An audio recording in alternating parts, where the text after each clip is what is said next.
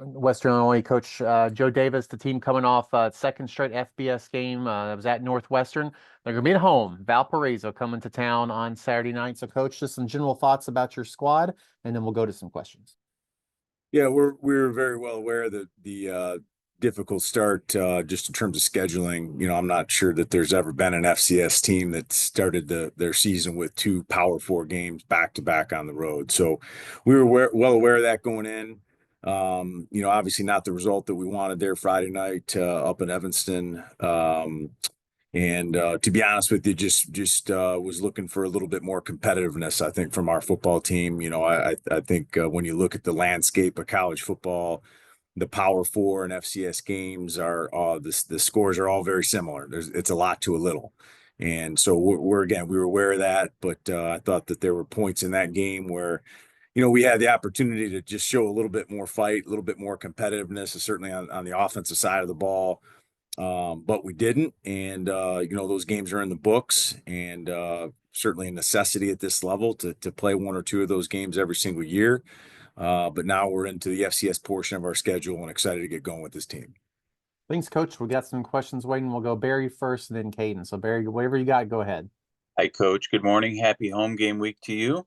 Good morning. Thank you. I wanted to start with you with offensively. Considering the competition, do you feel like Chris Irvin and your offense were able to find any kind of rhythm over the last couple of weeks? And were there points that you can pull out and say, hey, this was a win for us? Yeah, I mean, there's positives in every game, regardless of score, that we take away. Like I said, I'm a little disappointed offensively, to be honest with you. The team's aware of that. The expectations here are higher, the standards higher, and I just thought that there were some points in that game where we could have showed a little bit more competitiveness and moxie. And I don't know any FCS teams are going to go on the road to a Big Ten school and score 40 some points. I think that's pretty tough to do. It's a tall task, but there were some opportunities really in the first two games that we had on offense to sort of break the ice, for lack of a better description. We haven't done it. So, my evaluation of Chris is tough right now. We did not protect him very well at all in the first 2 weeks. There's multiple series where he's getting hit just about every single play. We've been nicked up at wide receiver. We are going to get some guys back here that are going to help us from a depth perspective, but didn't make any plays for him and had opportunities down the field, had some drops and again, just a little bit of lack of fight, I think, times in a big environment. So, the jury's just, I think, still just out on Chris a little bit. Can we protect him?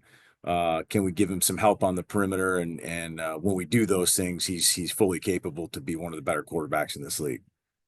On Friday night at Northwestern, Justin Richardson obviously had a key play with the forced fumble and the fumble recovery. He also had a near pick six for you. Justin told me that Esteban Gilroy really set that play up. Do you feel this defense kind of coming together a little bit?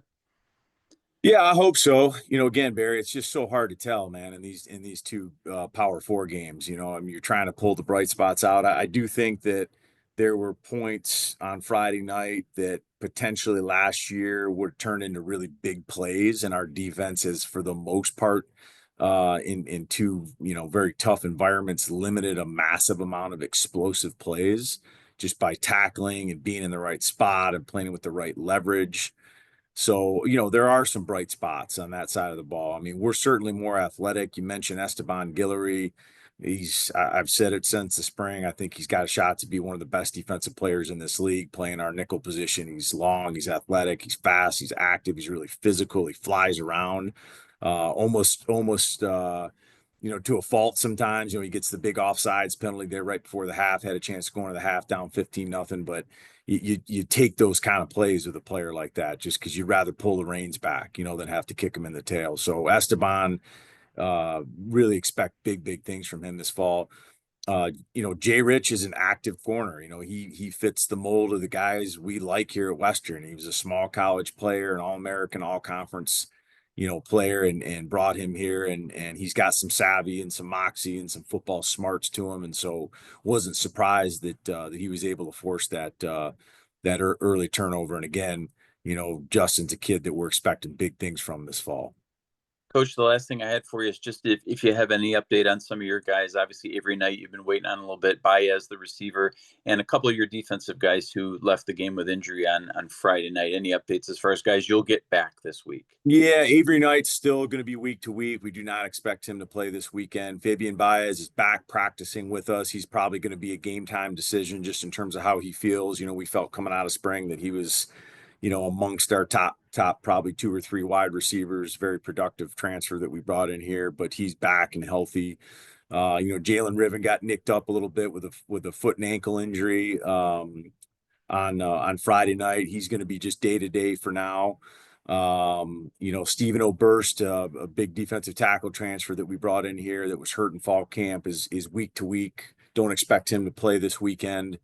And then another young man we're excited about is AJ Harris, you know, another transfer receiver we brought in from a Division II school that, you know, had a good spring and has just kind of been plagued with some injury stuff. And again, he's back practicing with us. Will probably be a game time decision. So yeah, definitely some guys kind of trickling back in here and trying to be smart with them here and certainly be able to put our best foot forward here, hopefully in the next couple of weeks.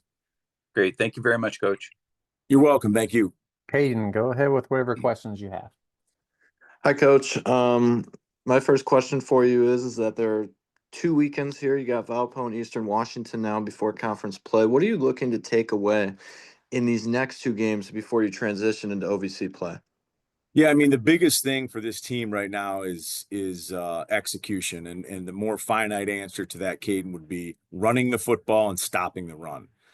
2 things that we haven't done very well here in the first 2 games. Obviously, you know, against, you know, pretty significantly talented and well-paid front sevens on both sides of the ball. But I think any coach would tell you on here, I mean, if you have any identity on offense, the foundation of it is running the football. And that certainly is ours here. And we say all the time on offense, we don't need to be the #1 rushing offense in the country. We just need to run the ball when we have to run the ball. We just have not been able to do that for 2 weeks. Just really a lack of execution and physicality just from an offensive standpoint.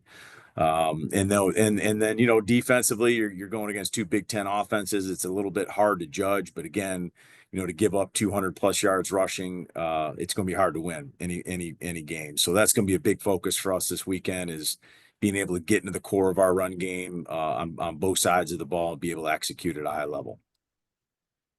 I noticed last year that there were a decent amount of post-play penalties from Western side, and I know that last week against Northwestern, your team only came away with 3 in the 13 yards. Is that something that you guys have discussed in between last season to this season? And how are you guys looking to improve on that from last year?